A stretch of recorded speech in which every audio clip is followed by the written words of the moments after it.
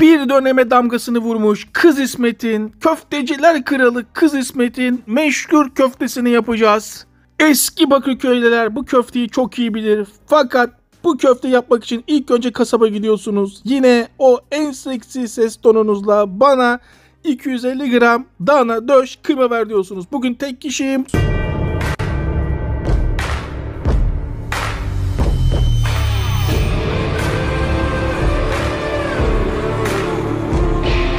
Soğan en kalın tarafıyla rendenin, bastırmadan rendeliyorum. Yahu Koray, bastırıp bastırmamaya kadar söylüyorsun, fark eder mi? Eğer bastırmadan rendelerseniz büyük parçalar düşmez. Rendenin en kalın tarafıyla bastırmadan rendeliyoruz. Ve şu en uç tarafını kesmezseniz çok rahat rendelersiniz, dağılmaz.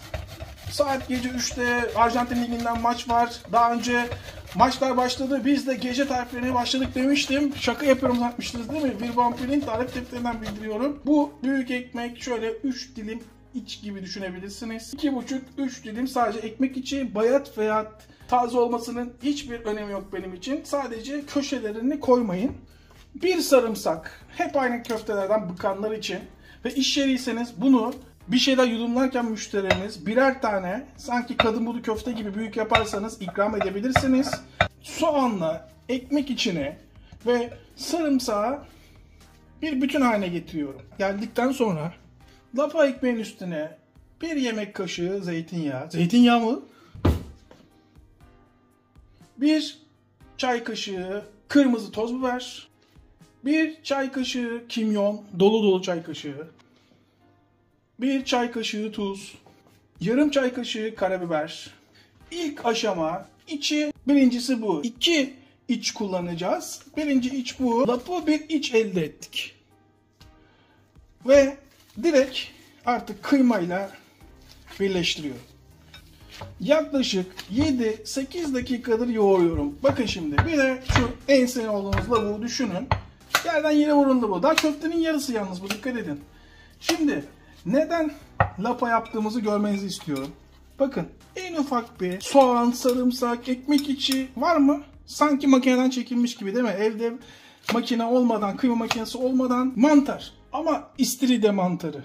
Mutlaka istiridye mantarı kullanmaya çalışın. Ben önceden mantarları ayıkladım ve sildim. Ama göstermek için kafalarda soru işareti kalmasın diye.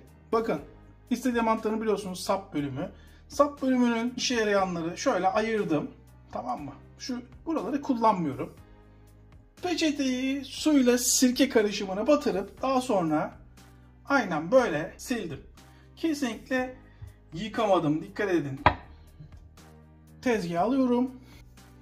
Ve bıçak yardımıyla ne kadar kıyma kullanırsam onun yarısı kadar mantar kullanıyorum. Koray, normal mantar kullanabilir miyim? Kültür mantarı kullanamazsınız. Çünkü kültür mantarının çok büyük bir bölümü sudur. Sulu olmaması gerekiyor. Kestane mantarı kullanabilirsiniz. Ama istiridye mantarı çok lezzet verir. Bakın bunu zırhtan geçirir gibi bütün suyu içinde kalacak şekilde küçültüyorum.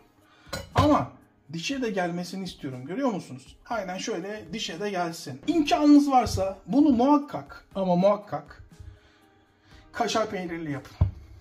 İsterseniz mozzarella'lı yapın.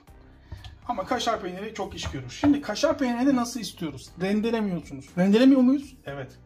Rendelemiyor muyuz Koray? Evet, rendelemiyorsunuz. Küp küp kesiyorum. Ama kesinlikle bakın büyüklüğünü görüyor musunuz? Zar büyüklüğünde, hatta zarın yarısı kadar. Daha doğrusu bir zar büyüklüğünde. Salla düşeş. Yine açta kaybediyoruz. Lanet olsun. Buraya kadar anlaştık değil mi? Küp şeklinde. Dikkat. Bakın. İlk başta yarısı. Yahu Koray, bu kadar detaylı gösteriyorsun ama lezzet ufak detaylarda saklı. Sonra bana ya Koray içinde bunun kaşar peyniri yok demeyin. Artık tekrar karıştırmaya başlıyoruz. Homojen bir şekilde hepsinin bir araya gelip karışmasını istiyorum. 1/4 kadar da en az kaşar peyniri kullanıyoruz. Bütün malzemeyi karıştırdıktan sonra kalan kaşar peynirini de içine atıyorum. Böylece her tarafı eşit şekilde kaşar peyniri yayıldı. Ortasını açıyorum. Ortasını açtıktan sonra şöyle bir çanak durumuna getiriyorum. Sadece bir yemek kaşığı şöyle tam ortaya zeytinyağını bırakıyorum. Bu yavaş yavaş içine nüfuz edecek, yumuşatacak. Kapağını kapatıyorum ve bunu dinlendirmeye kaldırıyorum. Fazla değil. Sizden sadece istediğim köfteyi en az 2 saat bekletmeniz. İsterseniz bu köfteyi 2 gün bekletebilirsiniz. Kesinlikle bozulmaz. Dolabın buzluğun altında 6 ay boyunca bekletebilirsiniz. Çıkartıp hemen kızartıp yiyebilirsiniz. Buna biz 2 saat sonra devam edeceğiz. Çocukluğumun köftecisi, Kız İsmet'in köftesi. Peki neden Kız İsmet diyorlardı? Esasında çok delikanlı bir adamdı ama 8 tane kızı vardı. Köftesinin özelliği ise bundan 20-30 yıl önce kimse istiridye mantığını bilmediği zamanlarda o dükkanının karanlık bölümlerinde odunların içinde istiridye mantarı büyütüyordu. Ve köftesinin lezzetini sır gibi saklıyordu. Bunu bu şekil büyük bir köfte olarak servis yapabilirsiniz. Eğer ki ara sıcak olarak büyük ama yok ben bunu ana yemek olarak servis edeceğim diyorsanız bu şekil ceviz büyüklüğünde alıyorsunuz. Bu şekil servis yapılacak. Veyahut da diyorsunuz ki ben çok lüks bir restoran gibi yapmak istiyorum Koray diyorsanız o zaman daha büyük bir parça alıyorsunuz. Elinizde kare şekli veriyorsunuz. Daha doğrusu dikdörtgen şekli veriyorsunuz. Normal iş yerinde eğer ara sıcak olacaksınız böyle büyüklükte verebilirsiniz. Eğer ev tipi yapmak istiyorsanız evde yapıyorsunuz bu şekilde verebilirsiniz. Eğer lüks restoranda kaşarlı köfte gibi yapmak istiyorsanız böyle köşeleri kalın dikdörtgen şeklinde veriyorsunuz. Hemen şunları bir kızartmaya geçelim. Şimdi bu köfteyi döküm tavada kızartmak zor. O yüzden kendimi garantiye alıyorum.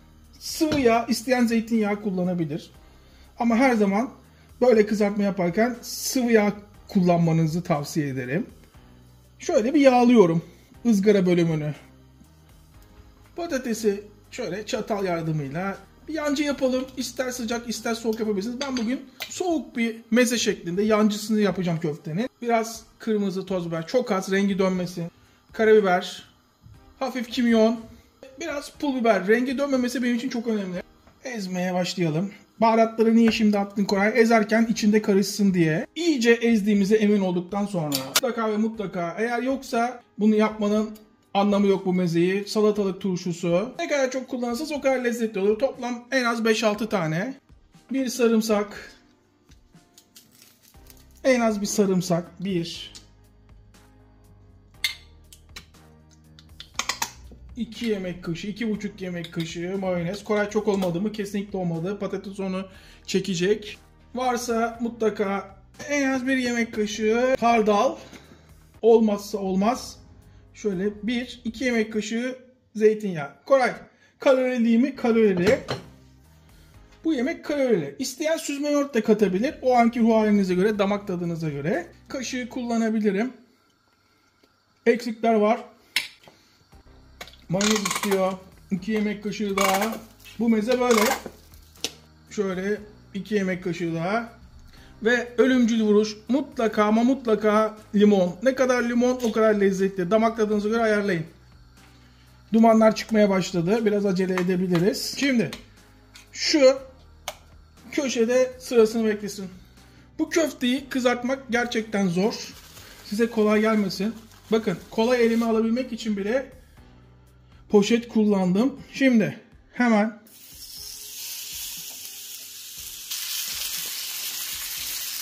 ikinci lüks restoranlardaki köfteden daha lezzetli olacak. Kız İsmet'in köftesi. Bayılacaksınız. Yeter ki güzel kızartalım. Gerçekten kızartması zor. Yağlı kağıt kullanacağım. Havlu çünkü yapışır. Şimdi bu taraftan çalışacağım. Bu köfteyi biraz özen göstermek istiyorum. Şuralarından kızardığını görüyorum. Bırakmış olması lazım. Bırakmış. Çeviriyorum. Gayet iyi. Buna bakalım. Bu da kendini.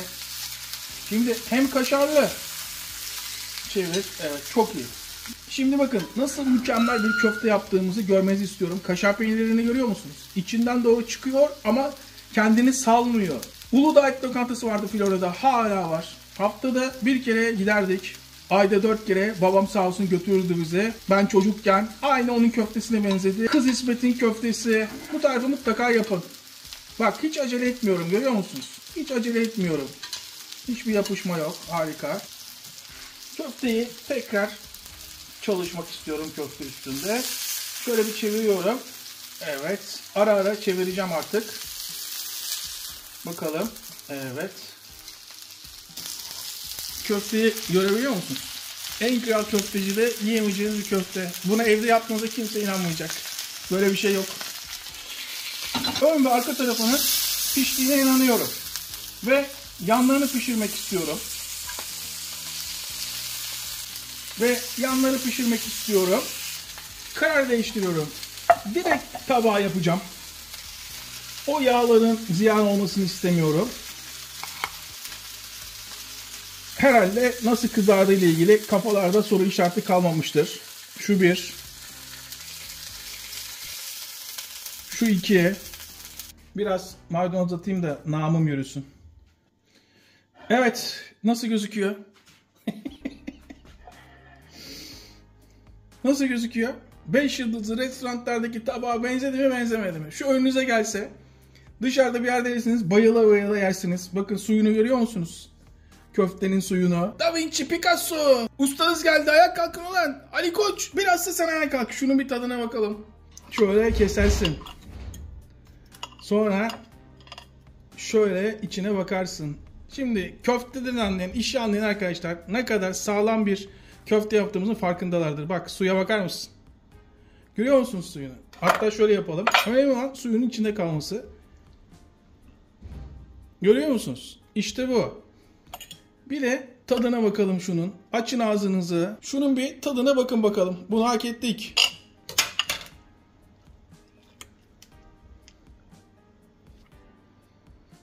İşte bu. Gece gece. Açın ağzınızı. Bir de şöyle bakın bakalım. Esas lezzet burada. Nasıl mı olmuş? Dur. Henüz anlayamadım. Bir dakika. Tamam şunu yapalım.